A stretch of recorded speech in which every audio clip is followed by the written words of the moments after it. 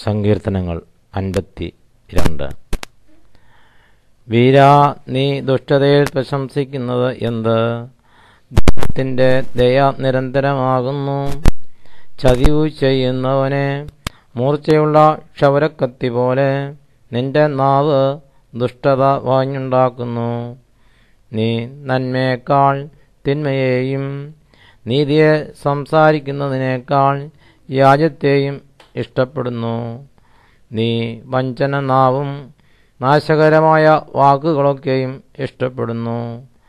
ദൈവം നിന്നെയും എന്നേക്കും നശിപ്പിക്കും. നിന്റെ കൂടാരത്തിൽ നിന്ന് അവൻ നിന്നെ പറിച്ചു കളയും. ജീവനുള്ളവരുടെ ദേശത്തു നിന്ന് നിന്നെ നിർമൂലമാക്കും. നീതിമാന്മാർ കണ്ട് ഭയപ്പെടും. അവർ അവനെ ചൊല്ലി ചിരിക്കും.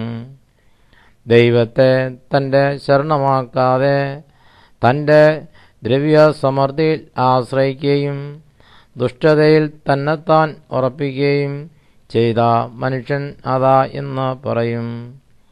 ഞാനോ ദൈവത്തിൻ്റെ ആലയത്തിങ്കൽ തഴച്ചിരിക്കുന്ന വലിയ വൃക്ഷം പോലെ ഞാൻ ദൈവത്തിൻ്റെ ദയയിൽ എന്നും എന്നേക്കും ആശ്രയിക്കുന്നു. നീ അത് ചെയ്തിരിക്കൊണ്ട് ഞാൻ നിനക്ക് എന്നും സ്തോത്രം ചെയ്യും.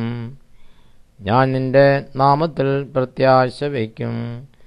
നിന്റെ ഭക്തന്മാരുടെ മുൻപാകെ അത് നല്ലതല്ലോ.